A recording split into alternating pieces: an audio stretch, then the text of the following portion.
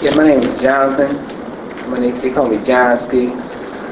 My forte in graffiti was to be different than other graffiti writers. Uh, my motto was try to have people look at things and say, wow, how did he do that? Or why did he do that? Or what did he do it for? I was asked the question, who influenced me? Basically, I was a person that looked into comic books a lot too. Some of my favorite comic book heroes at the time was Spider-Man and Daredevil. The reason why Spider-Man, because he was comical when he would do things. Daredevil, because he had no fears in things that he did. That's one of the reasons. That's one of the reasons why I wrote on rules, and a lot of times that's one of the reasons why I did a lot of poems and sayings and slogans with my name, because if you follow Spider-Man, he would like say something real funny or real humorous right when he take the villain down. He would do something to that effect. I think one of the most dangerous things I did was walking the Lindenwall high speed line back in the early 80s, late 80s. I walked the Lindenwall high speed line. I walked the Benjamin Franklin Bridge. One of the most daring things I did was hit at the base of the Liberty Bell. The Liberty Bell was on Chestnut Street. Another daring thing I did was a bank at Ford and I think it's Erie Avenue in North Philadelphia. I scooted up the roof and hit my name up there. I was working with a gentleman by the name of Tank, and he wrote the best sound in town, and I wrote, to some of my joke, to some of my lie, to be king of the walls, you must be ready to die. Right. I think one of my best poems I had was a gentleman by the name of Espo. He put it in his book, but I think one I had, which almost told the story of myself too, was when you travel the city near and far, in a bus, in a car, when you see my name, you stop and stare, because the famous Johnson, he's everywhere. And then I also, when I retired and stopped writing graffiti on the walls, I put, the legend of Johnsky has come to rest. He proved to the city that he was the best. After hitting his name and not giving a shit, the famous Johnsky has finally quit, but the world will bear his famous name till he bronze his fingers to the Hall of Fame. And I just went on and on with a lot of different things. I put, like, most writers don't really put things, but I would put stuff like, when I started, I say I started at the bottom, which most writers usually should start at the bottom. So I would put I started at the bottom, I ended at the top. The famous Johnsky has finally stopped. And just I had a number of slogans that I would write. I got a lot of my influence in terms of slogans again from Spider-Man, but it was another gentleman by the name of Leonard Ferguson, who they used to call him Titty. He wrote a slogan called "Today the city, tomorrow the world." And I really, really liked that. Today the city, tomorrow the world. Yeah, I like that too. And that's just really had an influence on me to start writing slogans. And I was like, hits and splits, because it's just different things that people would write. He's too much, and just little slogans and stuff like that. I think I was influenced on a lot of gentlemen in terms of doing just different things, writing on the bottom instead of writing on the trash can. I write the bottom of the trash can. So when you took the trash can over, you see my name at the bottom of the trash can. Instead of actually writing on the trash can, I write under the trash can. So I was just like I explained to a lot of people that I talked to, and a lot of people that speak to me. They said, I was just where did I get my train of thought from? And you know, I mean, we as graffiti writers, you know, I wouldn't call ourselves artists because we were graffiti writers. We learned a lot of things from gangsters and stuff like that, because that's what we was calling a tag. We wasn't calling bomb, and we were calling it hits. We was calling it getting a hit, and so we wasn't calling it throwing up. We was calling it wicked or going wild or something like that. You know. Another thing that I did that was a lot different than a lot of other writers. A lot of writers would walk routes. I would walk the opposite way. A lot of times when writers would write on rules, you know, I would write with different kinds of objects and stuff like that, where people would say, how did he do that? You know, and I can't really know all my secrets out there, but I just had a technique that was, you know, second to none in the things that I would do. A lot of times I would do things where people wouldn't know whether I was short, wouldn't know how tall I was, wouldn't know whether I was white, wouldn't know whether I was black, because some of the neighborhoods, you know, I was Hispanic, wouldn't know some of the neighborhoods and places that I would write that people really wouldn't know. And I think the number one thing every writer should really try to do is be anonymous. Because you keep people guessing. You keep people figuring out. People wondering, who is this person? Or who are these people? Or what are these people?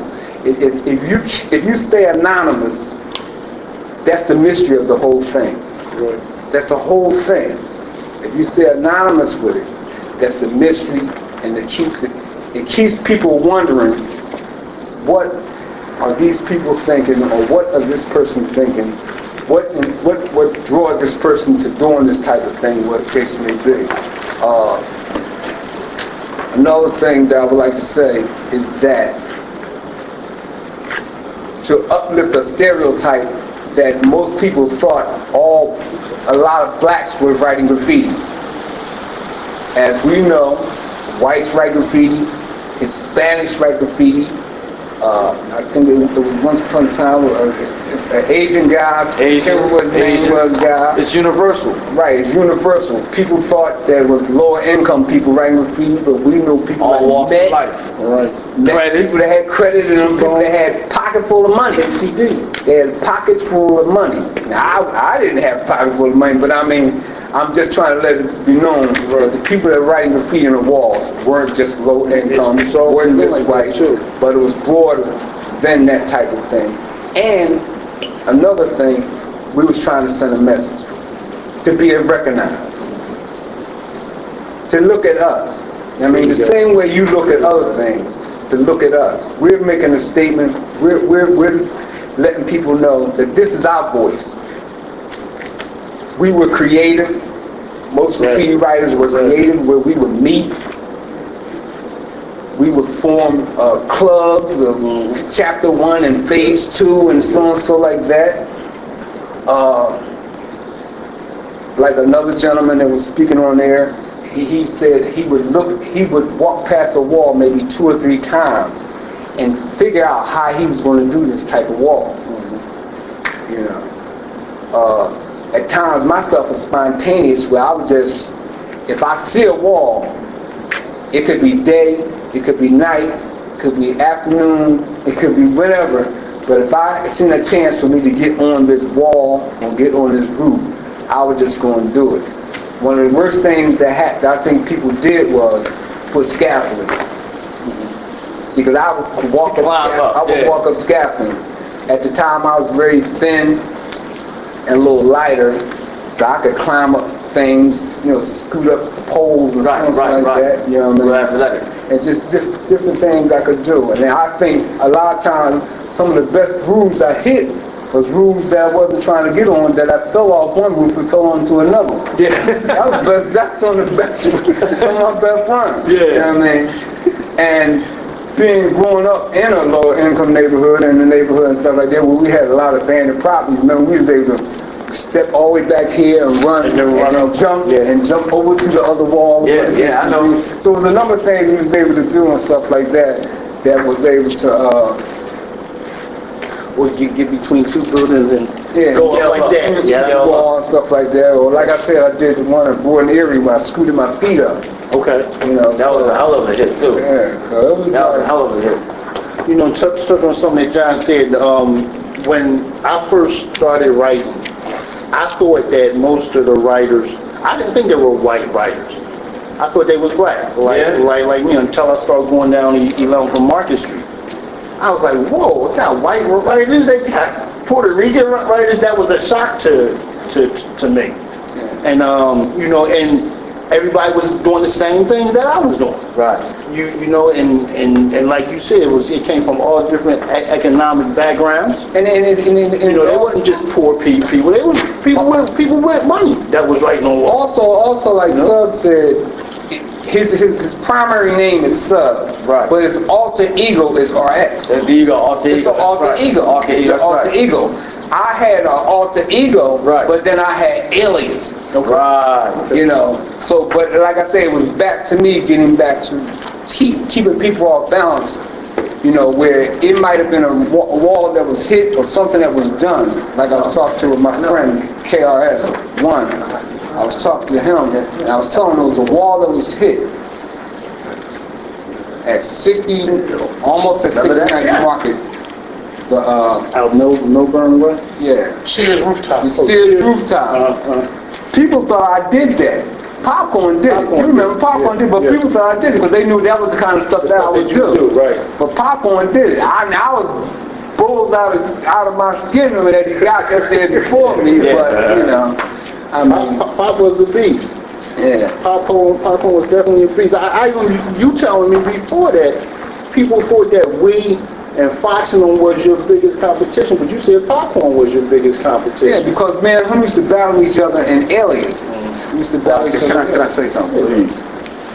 Popcorn had so many different names. He was Popcorn. He was E-Man. He was Dr. Seuss. He was Water Snozzer. Mr. It was who? Water Snozzer. Water Snob? Water Snozzer. Yeah. Huh? Yeah. Remember when we first met Popcorn? We was going to jack Yeah, him. we was doing that. We was going to jack Remember Popcorn. that then? Yep. We was beating the L at Millburn. Yeah. And we had just came through. We was tagging up a little bit. This guy came through, looked like he had a little scratch. And we was going to jack him until he seen us. And he said, y'all write? He said, yeah. Do you write? He said, yeah, I write. He said, Dr. Seuss. He said, I write Dr. Seuss. And we was really going to jack him then because we thought J.A. was Dr. Seuss. We was going to beat him up for lying. Yeah. You know what I'm saying? And he said, no, really. He said, that's what I write. And he was writing it and said, all right. And then we come to find out he was Popcorn. We almost fell out. Because, you know, we was from West. We was from West Philly. And Popcorn was like the J.S. of West Philly. One of the first joints he had was Clue.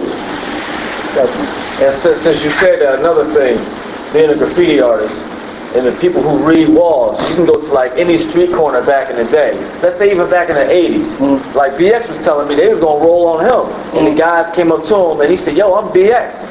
And they got you a Then break they said, oh, wait a minute, you know what I mean? You who? BX. Yep. And then they was like, oh man, you know, they was going from making him a prey to praising And him. there you got it. You know what I'm saying? There you got it. Yeah. There you got it. Me, Maniac, and Lake, we was walking through, when we was going through Puerto Rican land. Down the back lane. 4th, 5th, and 6th Street. Some party. Lake was supposed to take us to this party. His name was Lake for a good reason. The party was the night before. Dang. So we missed it by a whole night. But we go to some other parties and like guys wanted to roll and they seen us slamming and stuff like that. They gave us props. They were like the Red Sea parties. So they, I guess as young boys, we all ran into that problem because I ran into that problem with Hip Hop. Okay. Where they seen me writing. 16th Street? They seen me writing on Arena Route. I was writing on Arena Route. Dang. And as I got down, they came up on me. About 4 or 5 moon guys came up on me. So who you? I said, I'm JS and something like that. He said, who? I said, my name's Jonathan. He said, Jonathan. So he Because that was his name too. He really getting hit me. He said, "I'll tell you what, write ICP, and we'll let you We'll go." let you roll. So I climbed back on the roof, wrote jazz ICP. Smart man. Yeah. Smart man. You know, Smart man. Yeah. Right. But then after that, you know, he was a guy that I could really talk to and learned a lot What's from. this guy name, Can I man? say something? Can I say something? There's one thing I want to say because I always bring this out. Some people may agree, they may disagree, but I think that I'm not into promoting graffiti as it is now, and I'm not afraid to say that. You know what I mean? Right. But I will say this: there was an era when the graffiti writers had a lot more heart. Like he was talking about the roof and ledges and things.